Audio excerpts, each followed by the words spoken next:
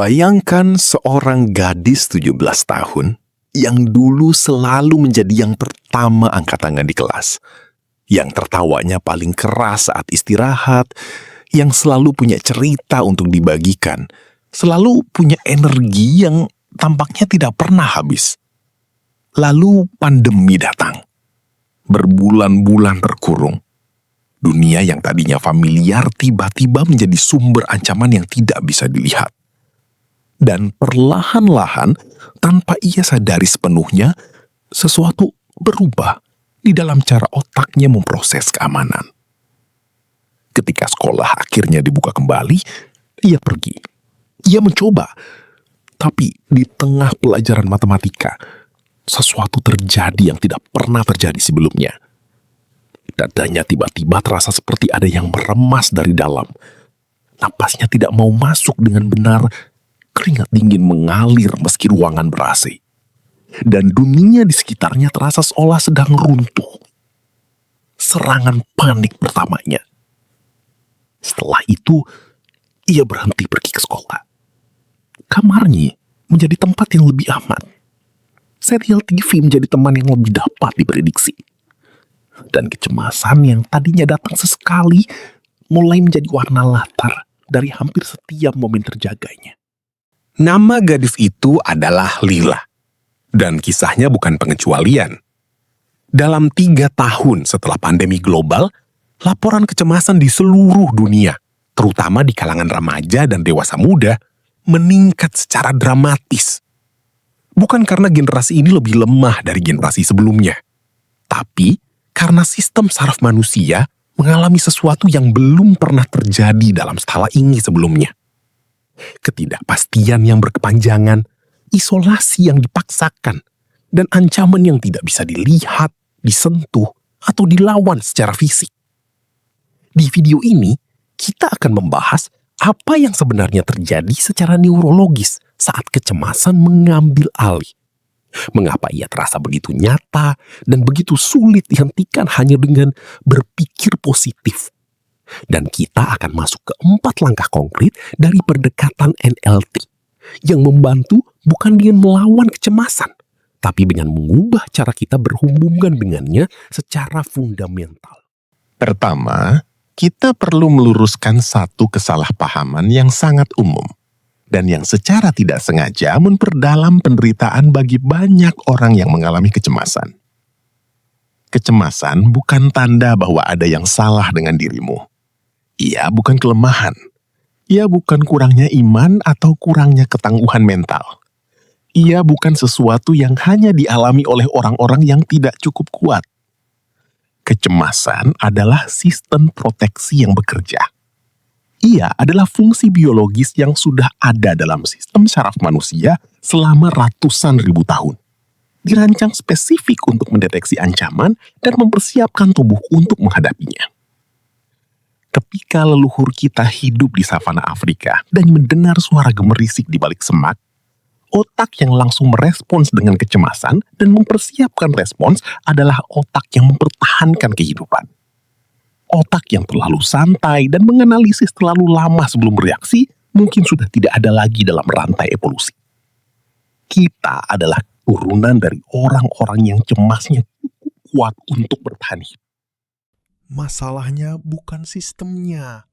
Masalahnya adalah ketidaksesuaian antara sistem yang dirancang untuk ancaman fisik dan langsung dengan dunia modern yang penuh ancaman simbolis, abstrak, dan berkepanjangan.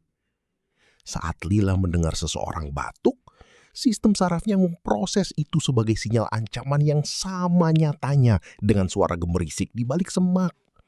Amigdala menyala.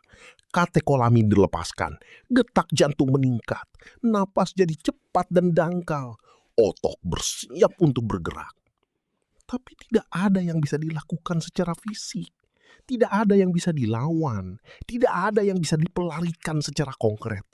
Dan tubuh yang sudah penuh dengan bahan bakar untuk tindakan fisik, tapi tidak ada tindakan yang mungkin, mulai merasakan sensasi yang sangat tidak nyaman itu sebagai kondisi yang terjebak. Inilah mekanisme di balik serangan panik.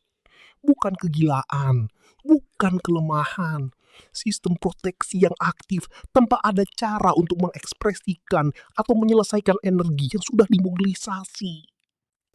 Ada sesuatu yang lebih halus yang terjadi setelah satu atau beberapa episode kecemasan yang intens. Otak mulai mempelajari pola. Amigdala, pusat deteksi ancaman, sangat efisien dalam menyimpan memori emosional. Ia tidak butuh banyak pengulangan untuk belajar bahwa konteks tertentu berbahaya. Setelah serangan panik di kelas matematika, asosiasi antara ruang kelas dan bahaya sudah tersimpan. Lain kali Lila mendekati sekolah, bahkan sebelum ia masuk ke dalam gedung, amigdala sudah mulai mengirimkan sinyal bahaya. Detak jantung naik, napas sedikit memendek, tubuh sudah dalam kondisi siaga. Dan disinilah paradoks yang paling menyiksa dari kecemasan.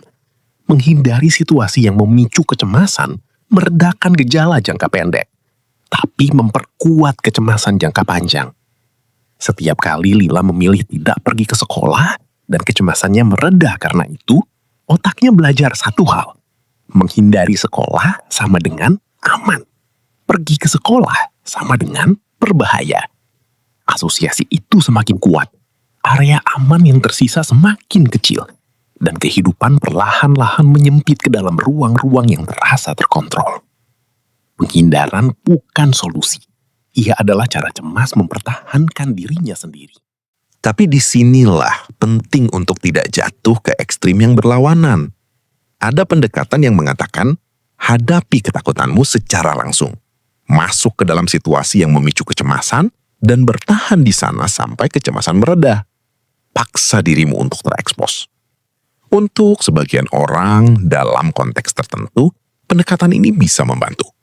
Tapi bagi banyak orang, terutama mereka yang kecemasan beroperasi di tingkat intensitas yang tinggi, paparan langsung tanpa persiapan yang memadai bisa justru memperkuat respons panik, alih-alih menguranginya. Ada cara ketiga, yang tidak menekan kecemasan dan tidak memaksakan konfrontasi langsung, yang bekerja di level yang lebih dalam dari sekedar perilaku, di level hubungan antara dirimu dan pengalaman kecemasan itu sendiri. Dan inilah yang menjadi inti dari pendekatan NLT dalam konteks kecemasan. Langkah pertama, menyadari. Mengenali kecemasan tanpa menjadi kecemasan itu. Saat kecemasan muncul, detak jantung yang tiba-tiba naik, sensasi sesak di dada, pikiran yang mulai berputar tentang hal-hal yang bisa salah, respons otomatis yang paling umum adalah satu dari dua hal. Mencoba menghentikannya atau terbawa ke dalamnya. Keduanya memperkuat kecemasan. Mencoba menghentikan kecemasan memberikan perhatian penuh padanya. Dan perhatian adalah bahan bakar. Terbawa ke dalamnya memungkinkan sistem saraf masuk lebih dalam ke spiral yang semakin sulit untuk keluar. Langkah pertama NLT adalah sesuatu yang berbeda. Mengenali kecemasan sebagai pengalaman yang sedang terjadi, tanpa segera bereaksi terhadapnya. Dalam praktiknya, saat sensasi kecemasan mulai muncul, katakan secara internal, bukan dengan suara yang cemas, tapi dengan suara yang netral dan pengamatan yang tenang. Ada kecemasan yang sedang muncul. Ada detak jantung yang meningkat. Ada sensasi sesak di dada. Penggantian bahasa dari aku cemas menjadi ada kecemasan yang muncul bukan kosmetik. Secara neurologis, ia mengaktifkan korteks prefrontal dan sedikit menurunkan dominasi amigdala. Kamu tidak lagi sepenuhnya menjadi kecemasan itu. Ada bagian kecil dari kesadaranmu yang mengamatinya. Dan dalam celah kecil antara stimulus dan respons itulah, ruang yang mungkin hanya beberapa detik, ada kesempatan untuk respons yang berbeda. Langkah kedua, menerima. Mengizinkan kecemasan hadir tanpa melawan. Ini adalah langkah yang paling berlawanan dengan insting dan yang paling penting. Seluruh energi yang digunakan untuk melawan kecemasan, menekannya, meyakinkan diri sendiri bahwa kecemasan itu tidak seharusnya ada atau tidak masuk akal, semua energi itu justru memperpanjang kondisi yang ingin kita akhiri.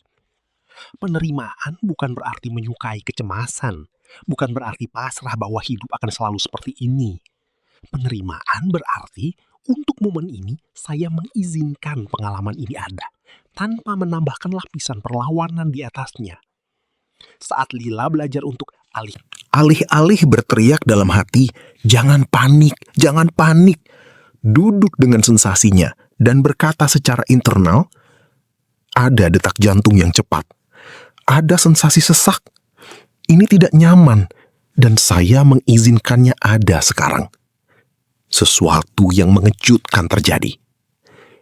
Intensitas puncaknya mulai berkurang lebih cepat. Bukan karena kecemasan itu diyakinkan untuk pergi, tapi karena tubuh yang tidak lagi dilawan oleh perlawanan internal bisa mulai memproses dan melepaskan energi yang sudah dimobilisasi. Gelombang kecemasan memiliki sifat alami seperti gelombang. Ia naik, mencapai puncak, lalu turun. Perlawanan kita terhadapnya adalah yang sering mencegah gelombang itu untuk sampai ke puncak dan turun secara natural. Memahami bukan berarti menganalisis kecemasan secara intelektual sampai selesai. Itu seringkali justru memperpanjang pikiran yang berputar. Memahami dalam konteks NLT berarti melihat kecemasan sebagai bagian dari dirimu yang sedang mencoba melindungimu, bukan sebagai musuh yang perlu dikalahkan. Dengan pemahaman itu, ada ruang untuk berbicara kepada bagian itu. Bukan secara verbal yang berlebihan, tapi dalam nafas yang disengaja, dalam penerimaan yang tulus. Saya tahu kamu sedang berusaha melindungi saya. Saya mendengar kamu. Dan kita aman sekarang. Ini bukan sugesti yang memaksa. Ini adalah cara sistem saraf belajar untuk mempercayai kembali bahwa kondisi yang ada sekarang berbeda dari kondisi yang menciptakan pola lama. Langkah keempat, membersihkan.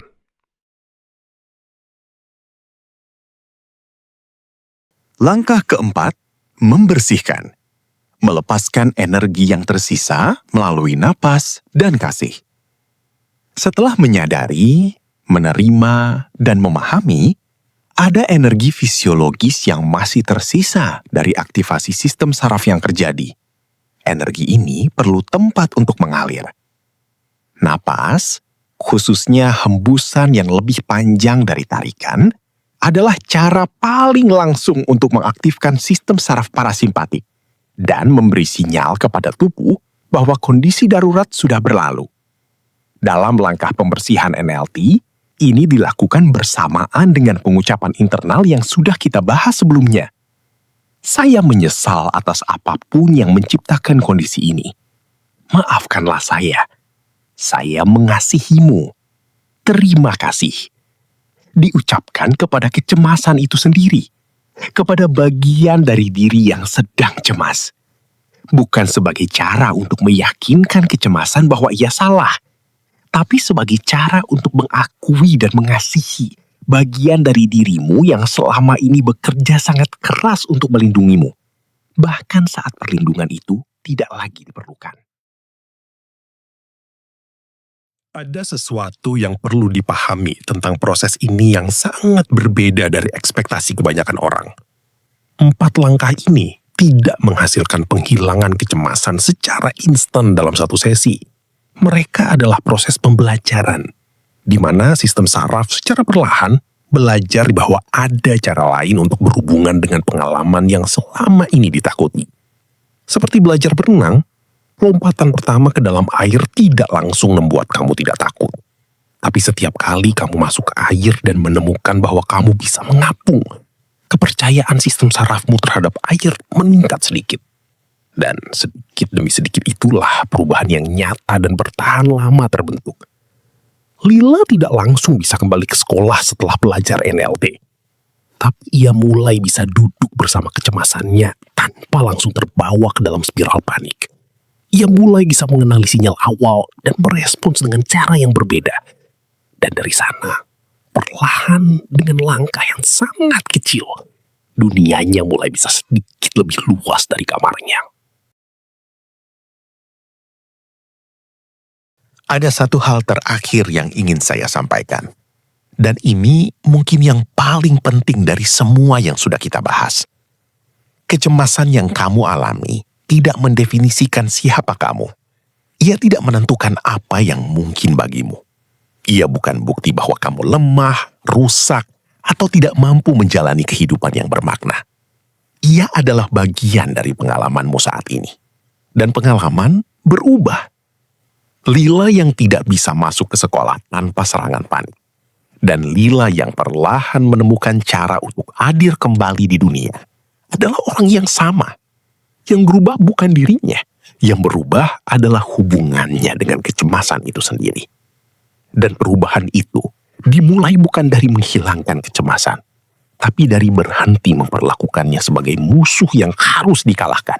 Dan mulai melihatnya sebagai bagian dari diri yang, seperti semua bagian lainnya, bisa diterima, dipahami, dan perlahan-lahan dilepaskan.